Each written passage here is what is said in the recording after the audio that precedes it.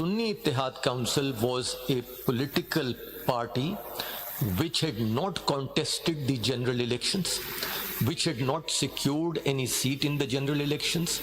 Even its chairman, the appellant number 2, had not contested the general elections on the seat of the Sunni Ittihad Council. And the court therefore unanimously ruled that under Article 51, read with Article 106 of the Constitution, these persons could not have joined the Sunni Ittihad Council, and the Sunni Ittihad Council was not entitled to any reserved seats. Sorry, sir, थोड़ा सा correction कर दें.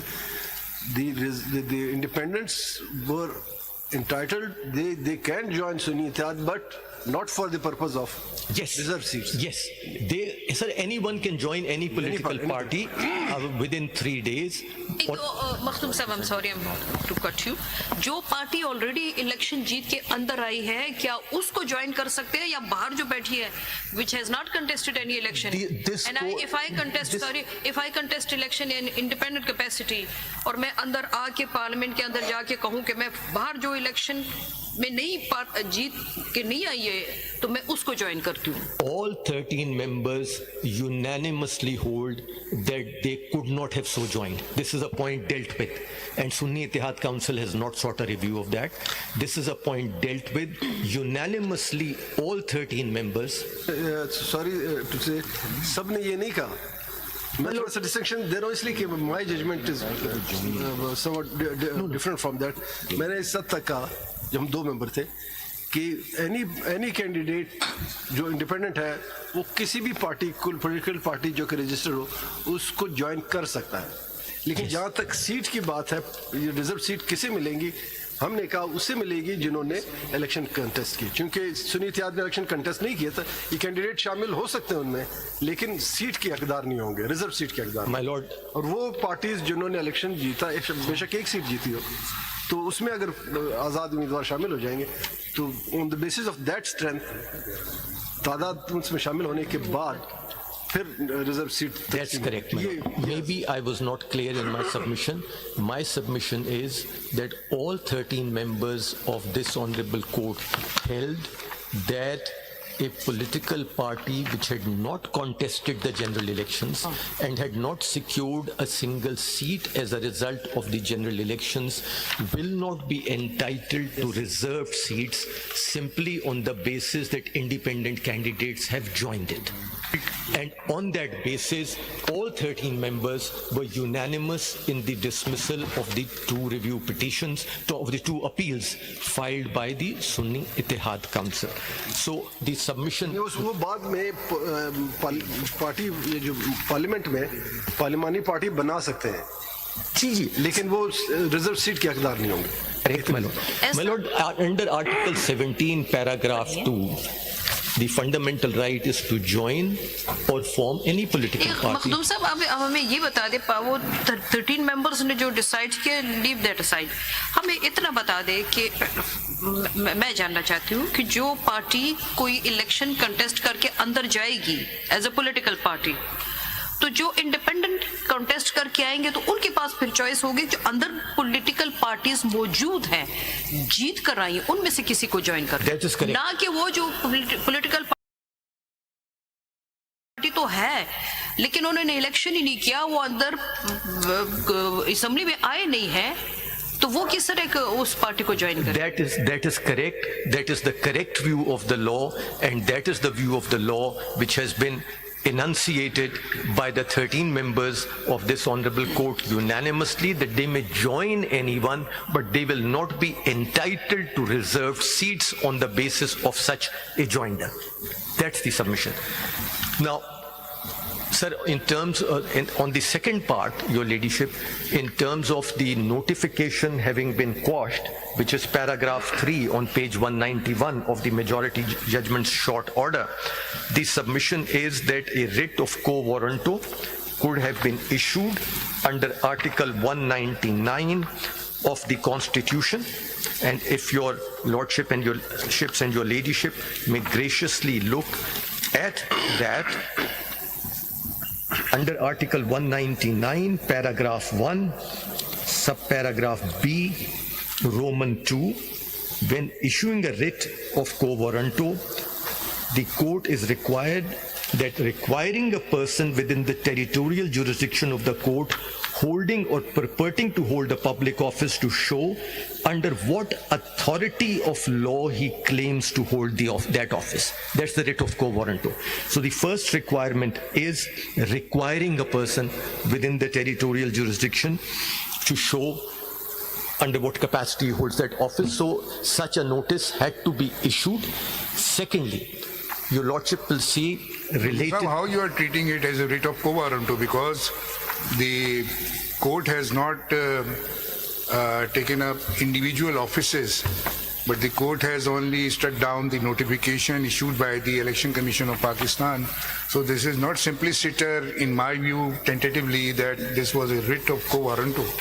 My lord, It came here not under Article 184, but it was under Article 185, challenging the judgment of the Peshawar High Court. absolutely correct, my lord. And that is the submission that there was Peshawar High Court, even if your lordship takes it as a view that it was a 185 matter, I was only pointing out that had they gone to the Peshawar High Court or come to this honorable court under 185.3, the requirement of 199 have not been met. But even more importantly, we have Article 225 of the Constitution. Because the order was, ECP was under challenge, not the individual offices. Yes, my lord. But if the consequence of that is that somebody whose notification has been issued as a returned candidate, that notification is quashed, it cannot be said that that person is not affected. My lord, moving away from the niceties, even if your lordship treats Many it... persons may have been affected.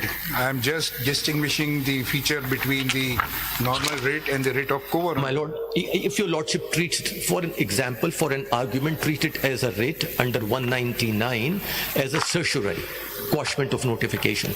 A person who is directly and materially affected by the quashment of the notification is at least entitled to a hearing before this honorable court and a notice from this honorable court. Thirdly, my lord, the submission is that the Constitution clearly provides under Article 225 that no election can be called in question except through an election petition. Your lordship is well aware of that. It's Article 225. 225. And the result of the quashment of this notification was that their elections were undone. This, your lordship, will have to another article which is relevant, and I just refer to it over here and move on, is Article 175, paragraph 2 of the Constitution, which says that no court shall have a jurisdiction save as it vested in it by law or the Constitution. Your lordship will find in the majority judgment that none of these three articles find any reference. How Article 225 attracts in this case? My lord, because even if although the notification has been struck down, the result of the notification was that a number of persons stood elected to the offices on this reserved seat, and their election was being undone, so the election was being called in question. That election, once the notification is quashed, declaring them as returned candidates, their election is undone.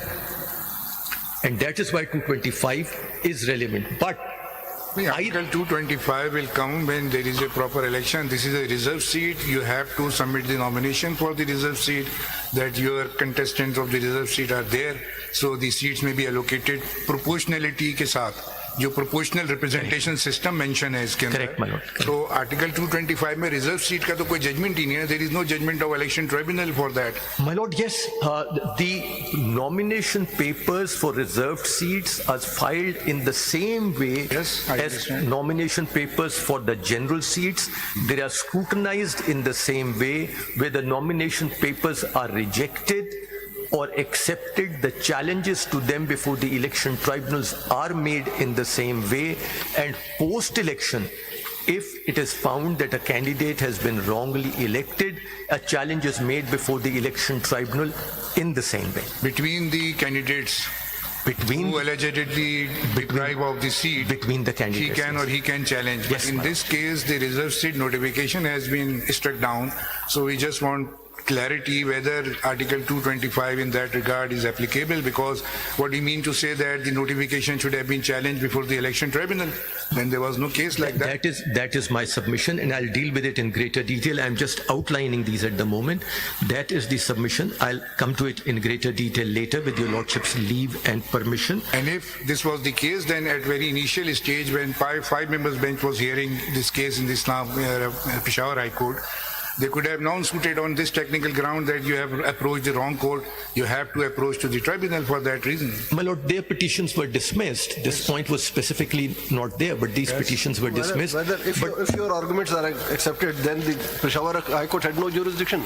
Then the petition should have been dismissed instead of deciding it on merits. My lord, Peshawar High And the Court, judgment of the Peshawar High Court will not be in field. Peshawar High Court dismissed the petition in any event. Whether any this objection was raised by any forum Your on the ladyship, jurisdiction of the Peshawar High Court. your ladyship, not in so many words, but this, Conceded to the jurisdiction of Peshawar High Court. and the reason why this was not the case before the Peshawar High Court also is that at that time this notification of 13th of May 2024 was not in the field.